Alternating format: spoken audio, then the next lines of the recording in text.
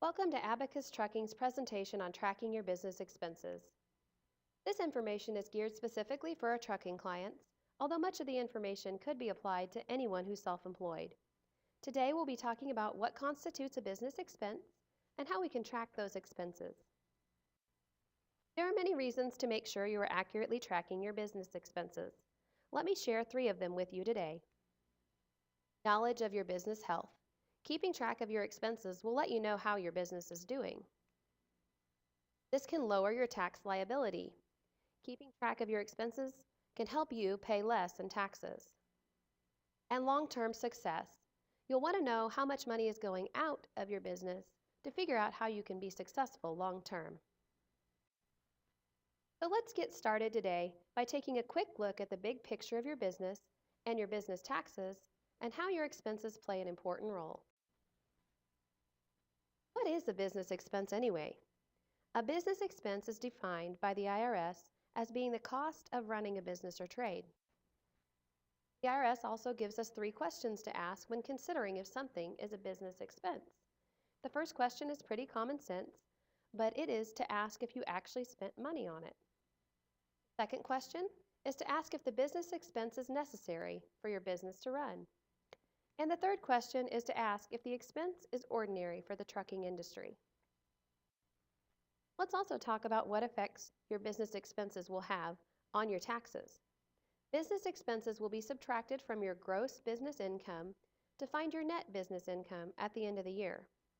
Your net business income is the income from the truck that you will be paying taxes on. So it's going to look something like this. Net business income is your gross business income minus your business expenses. That's all your expenses coming after all of your income, and that will equal your net business income. We're going to focus on this business expenses piece. An example with some rounded numbers of what that would look like.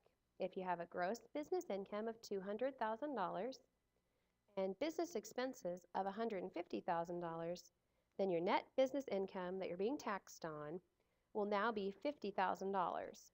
This example can kind of let you see the importance of including all expenses and making this number as accurate as possible. A real-life example of one of our clients from last year. He is single and living in the state of New York. Both of those things will have an effect on his taxes, but let's focus on his expenses and how that changed things for him. He had a gross business income of $202,997 and business expenses of $170,259, bringing his net business income that he will be paying taxes on down to $32,730. Let's look at another client. Again, this driver is single, but this time living in Massachusetts. Let's look at his business expenses. His gross business income was significantly higher than the last client's, but so are his expenses. What does all this mean for you? Let's talk about your business expenses. Business expenses will need careful tracking. If you're using our accounting services, we request you send us expenses broken into categories that we'll discuss in a moment. We don't need to see your receipts. You will, however, want to keep them for your records in case the IRS were ever wanting to audit you. If you would prefer us to sort your receipts, we can provide that service to you for an hourly fee. We encourage our clients to consider tracking their own expenses. As a business owner, you'll have a better understanding of what money was spent and for what kinds of purposes than our staff will. What can you deduct as a business expense? Large expenses like fuel and lease payments will come to us through your company's settlement records. Cash expenses are the ones you will have to be most diligent about keeping up with. Let me go through the cash expense categories we encourage our clients to track. These categories are not exclusive, but they have common categories that many of our clients will have in common. Let's start with your days away from home. You will want to track your days away from home so that you will be able to figure out your per diem amount. A per diem is the amount allowed to cover the cost of your meals when you're away from home. What constitutes being away from home? It's being more than 100 miles away from home overnight, and that makes you eligible for the per diem deduction for that day. The per diem amount is $59 a day right now, And working in the transportation industry, you get to claim 80% of that per diem amount as an expense, as opposed to other industries who only get to claim 50%. That's $47.20 a day as a deduction for food cost. The IRS does not require you keep any food receipts. They'll be looking for proof of home expenses and proof of when you were home in the case of an audit. The IRS will allow, and we encourage you to track it this way, to use a calendar with dates circled when you were at home, off the truck, as proof. Some people have depended on electronic logs to fill this role, but electronic logs only go back 6 months. If you're planning to use electronic logs, then you'll want to make sure you have a hard copy before your records get deleted. There are 3 more categories you'll want to keep track of, even if you think you've been given an advance or a reimbursement. These categories can show up strangely on settlement statements, so we encourage you to track these expenses, even if you think we may already have them. Let's take a look here.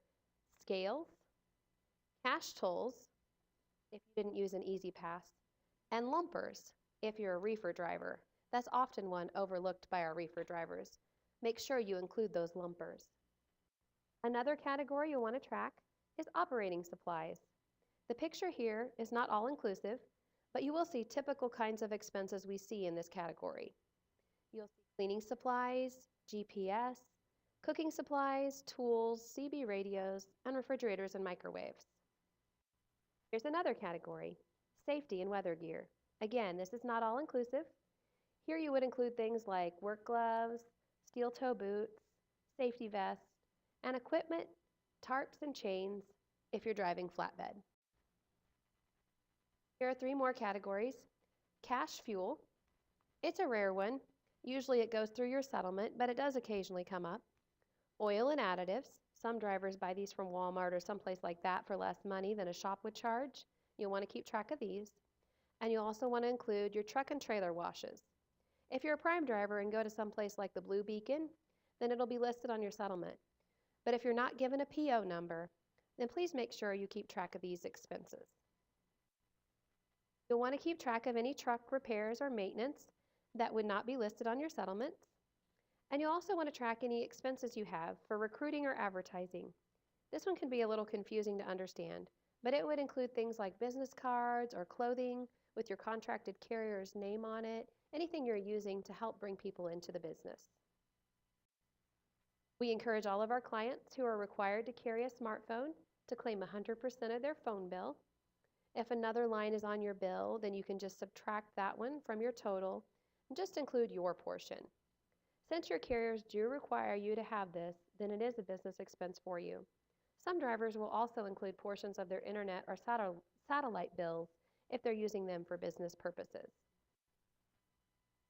Motel and hotel expenses out on the road are another expense you'll want to keep track of. Reasonable expenses for lodging can be a business expense for you. You'll also want to include bank and ATM fees that you pay when getting cash.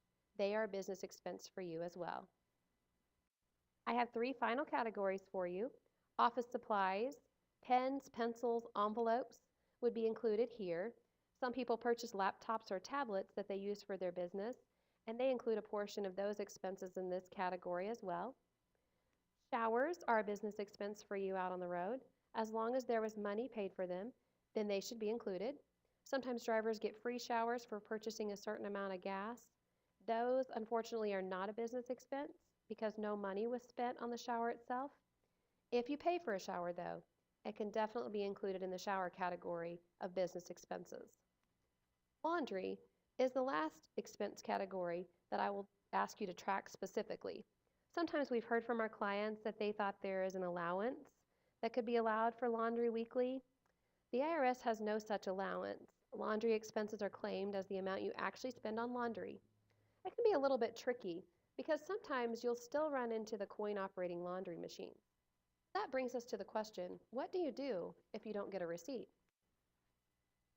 If you don't get a receipt, like can be the case with coin laundry, you can get a receipt book, and you can write that receipt book off as an expense of an office supply, and then you can create your own receipt.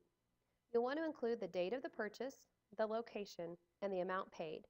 The IRS will allow this as an acceptable receipt if a receipt was not made available to you. Sometimes you'll have expenses that come up that don't fall into any of these set categories, but you think they may be a business expense, like a co-driver bonus or a health insurance premium. We encourage our clients to include these in a miscellaneous category. You would want to record what you paid for and how much you paid. So let's take a look at some tricky expenses. These are expenses we have had questions about from our clients. What do you think about these? What about a TV and DVD? Is it necessary? Is it ordinary? Did you spend money on it? A TV can be included if it's used for business purposes, like watching training videos, checking the weather, things like that. But if you're using a TV for things like watching football or playing video games, this would not be a business expense. So it's up to you to decide if you claim that or not. Question we get quite a bit. What about DVDs? Entertaining yourself is not a business expense, unfortunately. Entertaining yourself on the road may be necessary for your sanity, but the IRS does not view this as a business expense for you. Clothes, another tricky one. What about everyday Walmart clothes? What about a shirt that has your trucking name on it? Everyday clothes that you would buy at Walmart are not considered a business expense by the IRS. Anything you buy that you would wear every day to the movies or the store or something like that would not be included in this category. However, the exception would be if you bought clothing with your carrier's name on it. It could be included in the advertising expense category. And you could also include the clothing we talked about earlier in the presentation, like steel-toed boots and safety gear, which would be counted as an operating supply. What about pets? We get this question quite a bit too. We used to encourage our drivers to include this cost as a security expense. We have not, however, been able to get a pet through an audit in several years. The IRS has typically stopped allowing this as a deductible business expense. If you have an animal that's been certified as a security dog, then this might be something to consider deducting, although its chance of passing an audit is still not good. It's ultimately up to you whether or not you want to include this expense, but we would caution you that you are taking a risk in the case of an audit if you choose to include your pet expenses. Here's one last one. This is a fun one. I actually got this question last tax season. Someone was wondering if they could deduct a tattoo expense if it was related to their business. So what do you think? Is it necessary? Is it ordinary? Did you spend money on it? I think this one wouldn't pass with the IRS. A fun thought, though. Now that you know a little bit more about how to track expenses, I want to remind you that we are here to help.